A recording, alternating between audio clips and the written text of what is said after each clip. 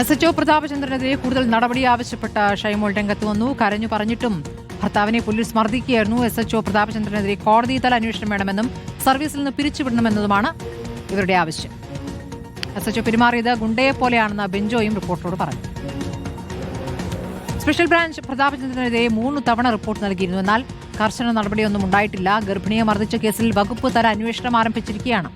അർജുൻ മട്ടന്നൂർ വിവരങ്ങളുമായി. അർജുൻ, 2024 നടന്ന സംഭവമാണ്. ആ ദൃശ്യങ്ങൾ ആവശ്യപ്പെട്ട് കോടതിയിൽ പോയ ശേഷമാണ് ആ ദൃശ്യങ്ങൾ കിട്ടിയത് എന്ന കാര്യം കൂടിയുണ്ട്. ഇപ്പോൾ കോടതിയുടെ മേൽനോട്ടത്തിൽ അന്വേഷണം വേണമെന്നാണ് പരാതിക്കാർ ആവശ്യപ്പെടുന്നത്. ഇപ്പോൾ വകുപ്പ് തല അന്വേഷണം നടക്കുമ്പോൾ എന്താണ് ഈ പോലീസുകാരനുമായി ബന്ധപ്പെട്ട് നമുക്ക് അറിയാനാകുന്നത്? നേരത്തെയും നടപടിക്ക് ശുപാർശ ഉണ്ടായിരുന്നല്ലേ? എന്ത് തരം നടപടികളിലൂടെയാണ് ഇയാൾ കടന്നു പോയിട്ടുള്ളത് നേരത്തെ?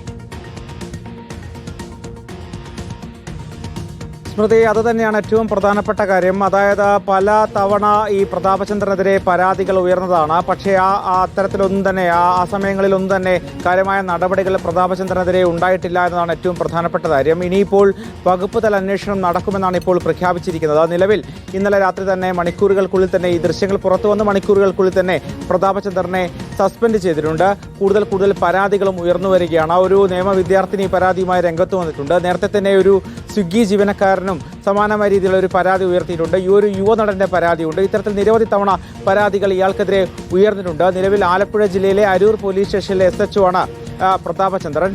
ഈ 2024 ജൂൺ 20 നടന്ന സംഭവങ്ങളുടെ കൂടുതൽ ദൃശ്യങ്ങളാണ് ഇപ്പോൾ റിപ്പോർട്ടർ പുറത്തുവിട്ടത്.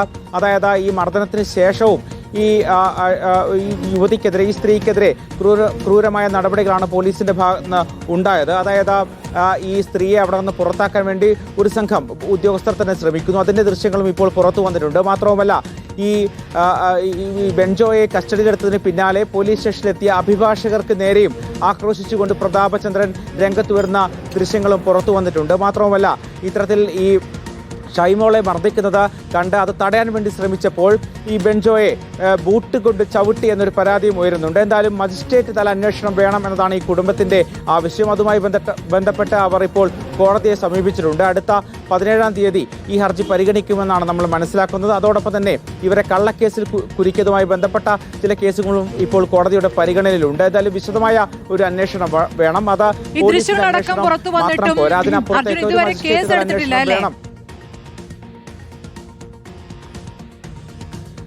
അത് തന്നെയാണ് ഏറ്റവും പ്രധാനപ്പെട്ട കാര്യം. അതായത് നിലവിൽ ഉള്ള കേസുകൾ, അത് ബെഞ്ചോക്കെതിരെയായ കേസുകളുണ്ട്, ഷൈമോൾക്കെതിരെ ചില കേസുകൾ പോലീസ് ചേർത്തിയിട്ടുണ്ട്. പക്ഷേ അതിനപ്പുറത്തേക്ക് ഇതുമായി ബന്ധപ്പെട്ട് ഈ ദൃശ്യങ്ങൾ പുറത്തു വന്നിട്ട് പോലും ഇപ്പോഴും ഈ പ്രതാപചന്ദ്രനെതിരെ യാതൊരു കേസും എടുത്തിട്ടില്ല.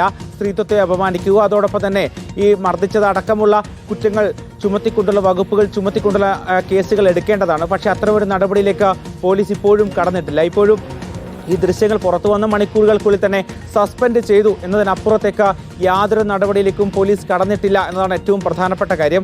വകുപ്പ് തല അന്വേഷണം നടക്കുന്നു എന്ന് ഉദ്യോഗസ്ഥർ ആവർത്തിക്കുന്നുണ്ട്. പക്ഷെ അതിനപ്പുറത്തേക്ക് ഈ കുടുംബത്തിന്റെ പ്രധാനപ്പെട്ട ആവശ്യം ഇതിലൊരു പോലീസ് തലത്തിലുള്ള അന്വേഷണത്തിനപ്പുറത്തേക്ക് ഈ പ്രതാപചന്ദ്രനെ 1-ാം പ്രതിയാക്കിക്കൊണ്ട് ക്രിമിനൽ കേസെടുക്കണം, അത്തരത്തിലുള്ള വിചാരണ നടപടി നേരിടണം എന്ന ആവശ്യമാണ് ഇപ്പോൾ ഈ കുടുംബം, ഈ ദമ്പതികൾ ഉന്നയിക്കുന്നത്.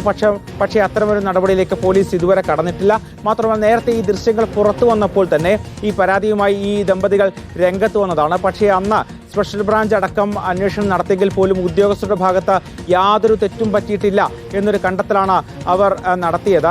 അന്ന് ഈ ദൃശ്യങ്ങളടക്കം അവർ പരിശോധിച്ചതുമാണ്. മാത്രവുമല്ല, അന്ന് കമ്മീഷണർക്ക് പരാതി നൽകിയതിന് പിന്നാലെ ഇവർ കമ്മീഷണർ തന്നെ നേരിട്ട് ഈ ദമ്പതികളുടെ മൊഴിയെടുത്തു എന്നാണ് നമ്മൾ മനസ്സിലാക്കുന്നത്. പക്ഷേ അതിലും യാതൊരു നടപടിയും ഉണ്ടായില്ല. അതിനുശേഷമാണ് ഏതാണ്ട് 1 വർഷത്തിലേറെ നീണ്ട നിയമപോരാട്ടം നടത്തുകയും അതിനൊടുവിലാണ് ഇപ്പോൾ ഈ ദൃശ്യങ്ങൾ ഇവർക്ക് ലഭിക്കുകയും ചെയ്തിരിക്കുന്നത്.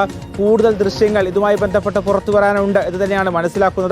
പ്രത്യേകിച്ച് ഈ ബെഞ്ചോയും ഷൈമോളും താമസിക്കുന്ന അവരുടെ ടൂറിസ്റ്റ് ഹോമിനെ തൊട്ടടുത്തുള്ള മറ്റൊരു ടൂറിസ്റ്റ് ഹോമിലെ യുവാക്കളെ പോലീസ് കസ്റ്റഡിയിലെടുത്ത് കൊണ്ടുപോകുമ്പോൾ അത് തടയാൻ വേണ്ടി ആദ്യം ശ്രമിച്ചു. അതിനുശേഷം ആ ദൃശ്യങ്ങൾ പകർത്തി എന്ന് ആരോപിച്ചുകൊണ്ടാണ് ഇയാൾ ഈ ബെഞ്ചോക്കെതിരെ പോലീസ് കേസെടുത്തത്.